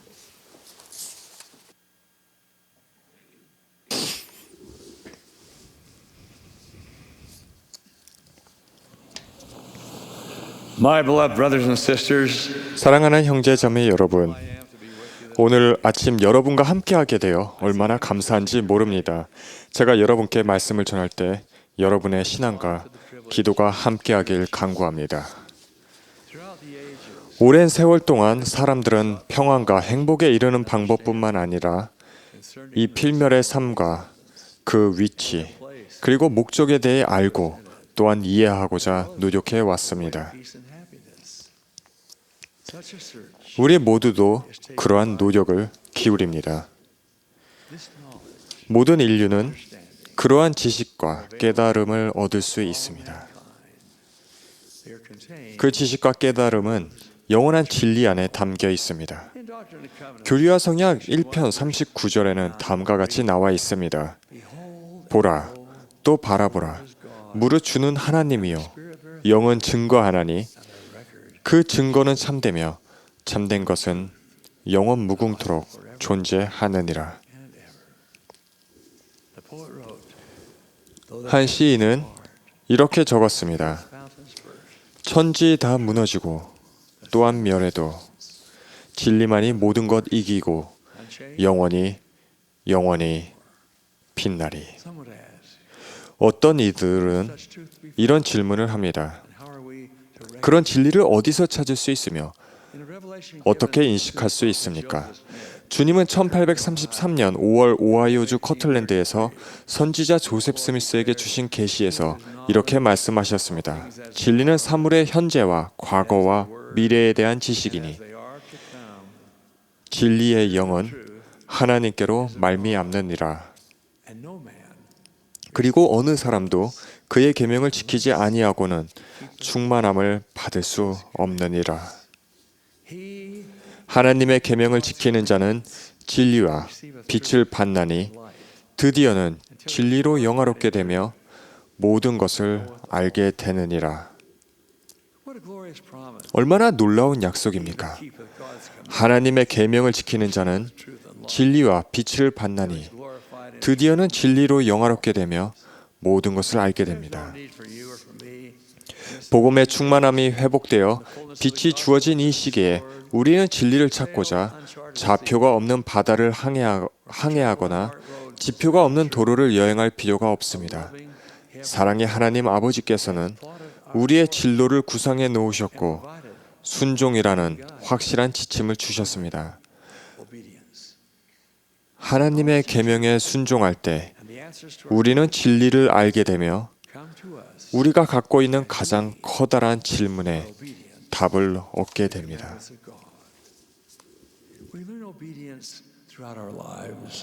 우리는 살아가면서 순종을 배웁니다. 아주 어렸을 때부터 우리의 보호자들은 우리를 안전하게 해주는 지침과 규칙을 세워주십니다. 우리가 그러한 규칙에 온전히 순종한다면 삶은 우리 모두에게 더 단순해질 것입니다. 하지만 우리 중 많은 이들이 규칙을 어기고 그에 따른 결과를 경험함으로써 순종하는 것이 지혜롭다는 점을 배우게 됩니다. 제가 성장할 때 7월 초부터 9월 초까지 매해 여름 우리 가족은 유타주 프로보 캐니언의 비비안 파크에 있는 별장에서 시간을 보내곤 했습니다. 데니 라슨이라고 그때 그곳에서 같이 즐거운 시간을 보내던 친한 친구가 있었는데 그 친구의 가족도 비비안 파크에 별장이 있었습니다. 매일 데니와 저는 어릴 적 낙원과 같던 그곳을 돌아다니며 시내나 강에서 낚시도 하고 돌이나 다른 귀중한 것들을 수집하며 산행도 하고 등산도 하며 그저 매일 매 순간을 즐겼습니다. 어느 날 아침 데니와 저는 그곳의 모든 친구들과 함께 그날 저녁에 캠프파이어를 해야겠다고 마음먹었습니다. 해야 할 일이라고는 그저 들판에 있던 한 곳을 잘 정리해서 모두가 모일 수 있는 장소를 마련하는 것이었습니다. 그 들판을 뒤덮었던 6월의 잔디는 건조하고 깔끄러워 그렇게 하기에는 적합하지 않았습니다. 우리는 높이 자란 풀들을 뽑아서 넓은 원형 공간을 만들려 했습니다. 온 힘을 다해 잡아당기고 뽑았지만 뽑힌 것들은 뻣뻣한 잡초 조금이었습니다. 그렇게 일을 하다가는 하루 종일 걸릴 것임을 알게 되었고 게다가 이미 힘도 떨어지고 열정도 식어버렸습니다. 그런데 그때 8살이었던 제 수준의 완벽한 해결책이 될 법한 생각이 떠올랐습니다. 저는 데니에게 이렇게 말했습니다. 이 잡초에 불을 지르기만 하면 돼. 그래서 불로 태워 동그란 원을 만드는 거야. 데니도 곧바로 동의했고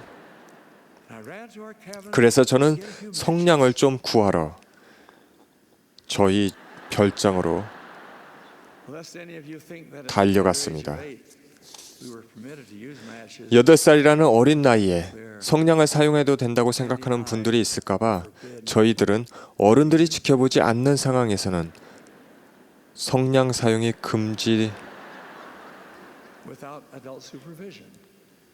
금지되었었다는 점을 확실히 알려드리고 싶습니다.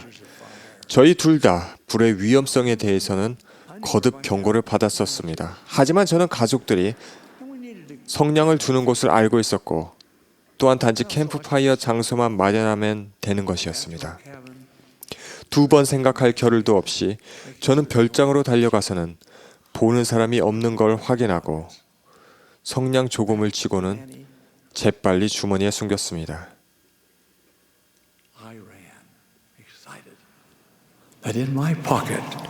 우리 문제에 대한 해결책이 주머니에 있다고 생각하며 들뜬 마음으로 데니에게 다시 달려갔습니다. 그때 저는 불이 우리가 원하는 만큼만 태우고 나서는 마술과 같이 꺼질 것이라고 생각했던 것이 기억납니다. 돌에 성냥을 그어 바싹 마른 6월 풀밭에 불을 붙였고 풀들은 기름으로 흠뻑 젖은 듯이 불타올랐습니다. 처음에 데니와 저는 잡초가 사라지는 것을 보고는 너무 기뻤지만 곧 불이 저절로 꺼지지 않을 것임이 분명해졌습니다. 불을 끄기 위해 할 수 있는 일이 아무것도 없다는 것을 알게 된 저희는 겁에 질려 당황했습니다. 맹렬한 기세로 풀밭을 태우며 산 쪽으로 향하는 불길로 지나는 길에 있던 소나무와 모든 것이 위태롭게 되었습니다. 마침내 우리는 달려가 도움을 요청할 수밖에 없었습니다. 이윽고 비비안 파크에 있던 모든 사람들이 총동원되어 분주히 오가며 젖은 마대로 불길을 두드리며 끄려 했습니다.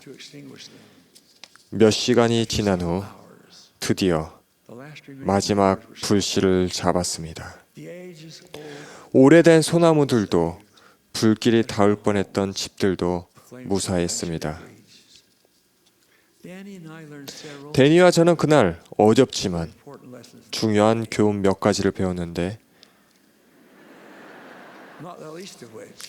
그중 순종의 중요성에 대해 가장 크게 깨달았습니다. 우리의 물리적 안전을 보장해주는 규칙과 법이 있습니다. 마찬가지로 주님은 우리가 위험천만한 이 필멸의 삶을 성공적으로 헤쳐나가 결국에는 하나님 아버지께 돌아갈 수 있도록 우리의 영적 안전을 도모하는 지침과 계명을 주셨습니다.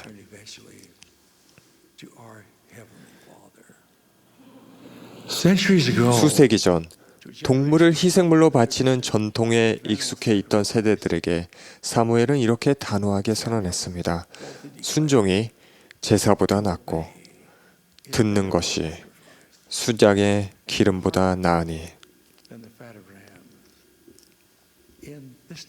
이 경륜의 시대에 주님은 진심과 기꺼이 하고자 하는 마음을 요구하시며 기꺼이 하고자 하며 순종하는 자는 이 마지막 날에 시온의 땅에 좋은 것을 먹으리라 라고 조셉 스미스에게 계시하셨습니다. All prophets 고대와 현대의 모든 선지자들은 순종이 우리의 구원의 필수라는 점을 알고 계셨습니다.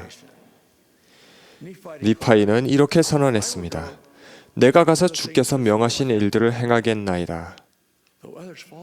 다른 이들의 신앙과 순종이 흔들릴 때에도 니파이는 결단코 한 번도 주님께서 요청하신 일을 하지 않은 적이 없었으며 그 결과로 여러 세대가 축복을 받았습니다. 순종과 관련하여 영혼을 일깨우는 일화가 있으니 이는 바로 아브라함과 이삭의 일화입니다. 하나님의 계명에 순종하여 사랑하는 이삭을 희생물로 바치기 위해 모리아 땅으로 데리고 가는 것이 아브라함에게는 얼마나 힘들며 고통스러운 일이었겠습니까? 그 지정된 장소로 발길을 향해 갈 때 아브라함의 심정이 얼마나 참담했을지 상상할 수 있겠습니까?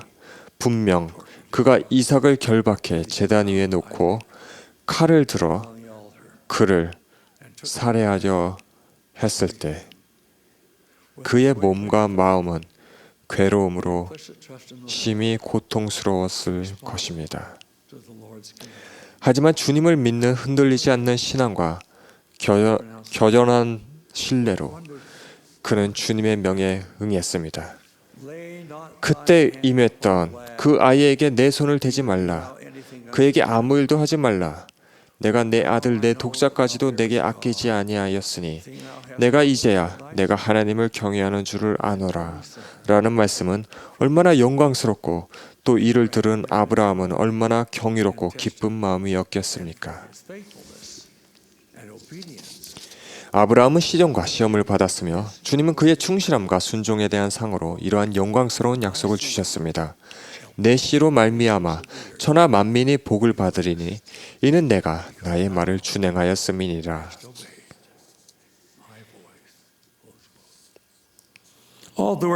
우리는 그러한 극적이면서도 매우 고통스러운 방식으로 우리의 순종을 증명하도록 요청받지는 않지만 순종은 우리에게도 필요한 덕목입니다. 조셉 F. 스미스 회장님은 1873년 10월에 이렇게 선언하셨습니다. 순종은 하늘의 첫 번째 율법입니다. 고든 B. 힌클리 회장님은 이렇게 말씀하셨습니다. 후기 성도의 행복, 후기 성도의 평화, 후기 성도의 발전, 후기 성도의 번영, 후기 성도의 구원과 승영은 하나님의 권고에 순종하며 살아가는 데 달려 있다는 점을 간증드립니다.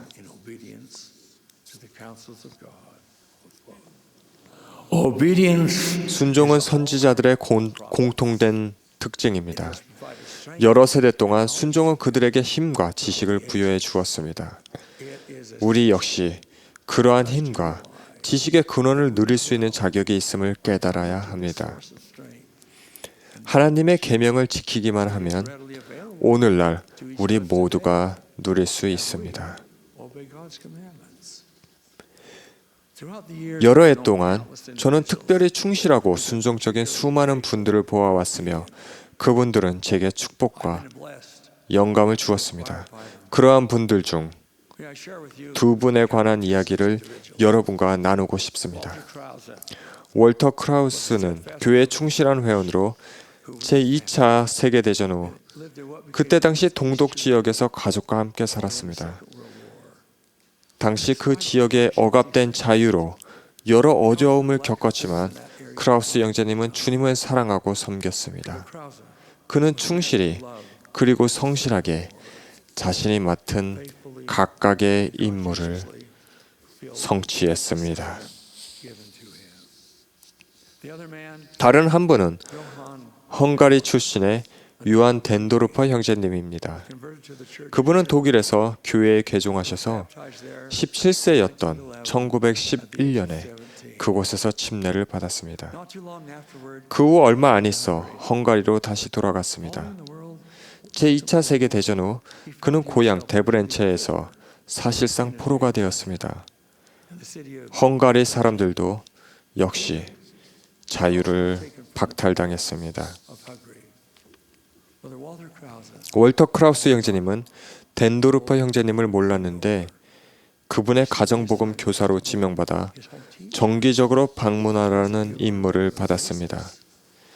크라우스 형제님은 가정복음 교사 동반자에게 전화를 걸어 이렇게 말했습니다. 유한 덴도르퍼 형제님을 방문하라는 임무를 받았습니다. 이번 주에 같이 그분을 찾아뵙고 복음 메시지를 전할 시간이 되실까요? 그리고 이렇게 덧붙였습니다. 덴도르퍼 형제님은 헝가리에 사십니다. 깜짝 놀란 동반자는 이렇게 물었습니다. 언제 가실 건데요? 내일이요 라고 크라우스 형제님은 답했습니다. 언제 집으로 돌아올 거죠? 라고 동반자가 물었습니다. 크라우스 형제님은 이렇게 답했습니다. 만약에 돌아온다면 한 일주일 후에요.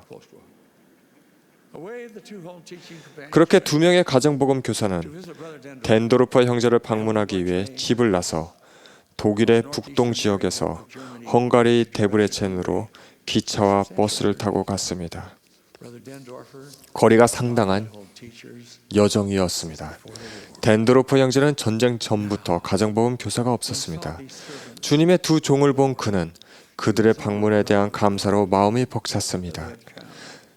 처음에 그는 그들과 악수하기를 거절하고는 그 대신 침실로 가서 여러 해 동안 모아온 11조가 담겨있던 상자를 작은 보관함에서 꺼냈습니다. 11조를 가정복음 교사에게 주면서 이렇게 말했습니다. 자, 이제 저는 주님께 11조에 대한 의무를 다했습니다.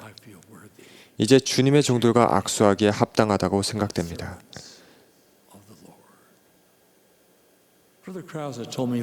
여러 해 동안 교회와 접촉하지 못했던 그 축실한 형제가 11조를 내기 위해 얼마 안 되는 수입에서 순종적으로 그리고 꾸준히 10%를 떼어냈다는 것을 생각했을 때 말로 표현할 수 없는 감동을 받았다고 크라우스 형제님은 나중에 제게 말해 주었습니다. 그는 언제 또는 과연 11조를 낼 수는 있을지도 모른 채 돈을 모아왔던 것입니다. 월터 크라우스 형제님은 94세의 나이로 9년 전에 돌아가셨습니다. 그분은 평생 충실하게 그리고 순종적으로 봉사해 왔으며 저와 그를 알고 있는 모든 사람들에게 영감을 주셨습니다. 임무를 수행하도록 요청을 받을 때면 그는 결코 의문을 품지도 불평하지도 핑계를 대지도 않았습니다. 형제자매 여러분, 이 삶의 가장 큰 시험은 순종입니다. 주님께서는 이렇게 말씀하셨습니다. 이로써 우리는 그들을 시험하여 주 그들의 하나님이 명하는 것은 무엇이든지 그들이 다 행하는지를 보리라. 구주께서는 이렇게 선언하셨습니다. 이는 내 손에서 축복을 받고자 하는 자는 모두 그 축복을 위하여 정해진 율법과 그 조건을 창세 이전부터 제정된 대로 마땅히 지켜야 함이니라.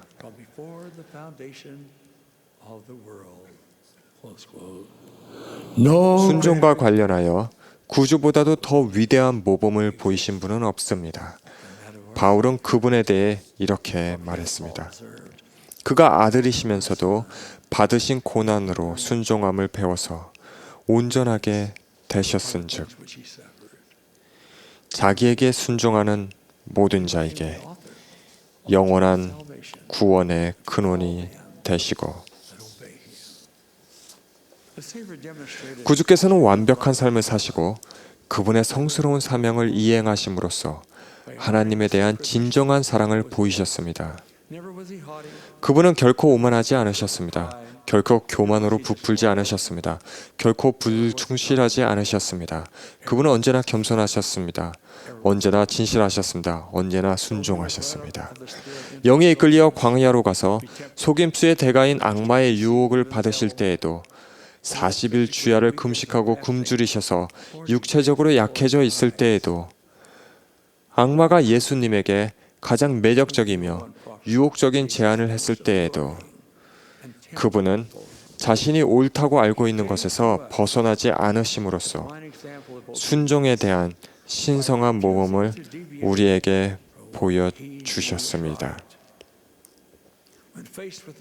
겟세마네에서 고통을 당하실 때 극심한 고통을 참으시어서 땀이 땅에 떨어지는 핏방울같이 되는 상황에서도 그분은 다음과 같이 말씀하시면서 순종하는 아들의 모범을 보여주셨습니다. 그러나 내 원대로 마시옵고 아버지의 원대로 되기를 원하나이다. 구주께서 초기의 사도들에게 가르침을 주셨듯이 여러분과 저에게도 이렇게 가르치십니다. 나를 따르라. 우리는 기꺼이 순종합니까? 우리가 구하는 지식과 우리가 염원하는 해답들, 복잡하고 급변한 세상의 도전 속에 맞서기 위해 오늘날 우리가 바라는 힘은 주님의 계명에 기꺼이 순종할 때 얻을 수 있습니다. 다시 한번 주님의 말씀을 인용하겠습니다. 하나님의 계명을 지키는 자는 진리와 빛을 받나니 드디어는 진리로 영화롭게 되며 모든 것을 알게 되느니라. 우리가 순종하는 자들에게 약속된 풍성한 보상을 축복으로 받을 수 있기를 겸손히 간구합니다. 우리의 주님이자 구주이신 예수 그리스도의 이름으로 말씀드립니다. 아멘.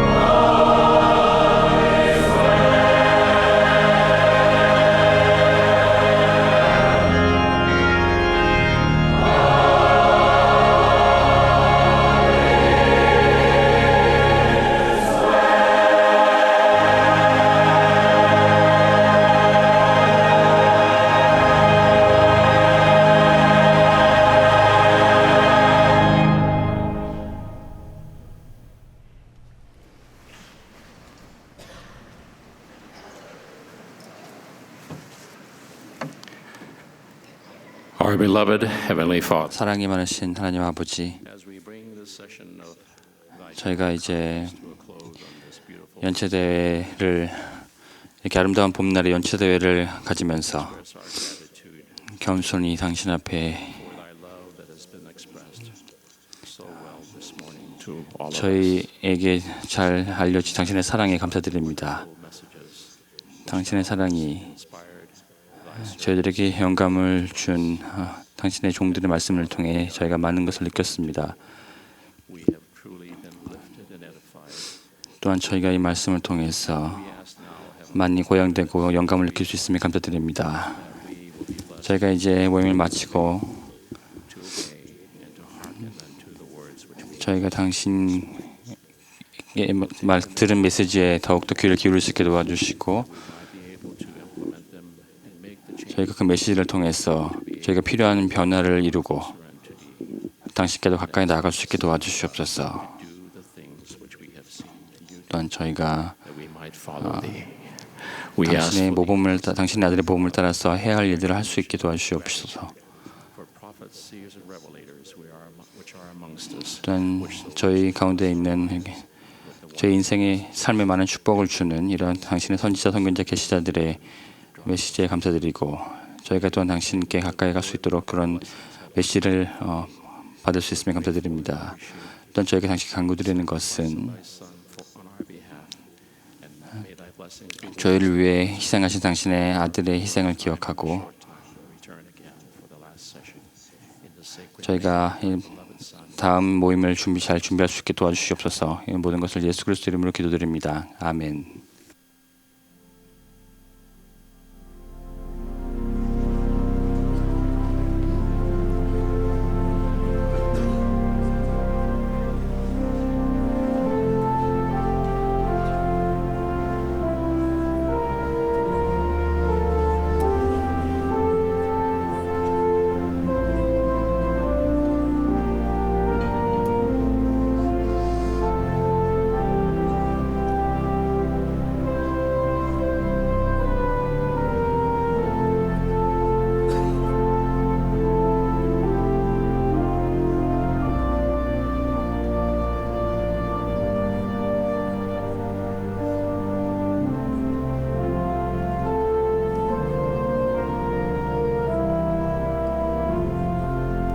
This has been a broadcast of the 180. 지금까지 예수 그리스도 후기 성도 교회의 제183차 연차대회 방송이었습니다.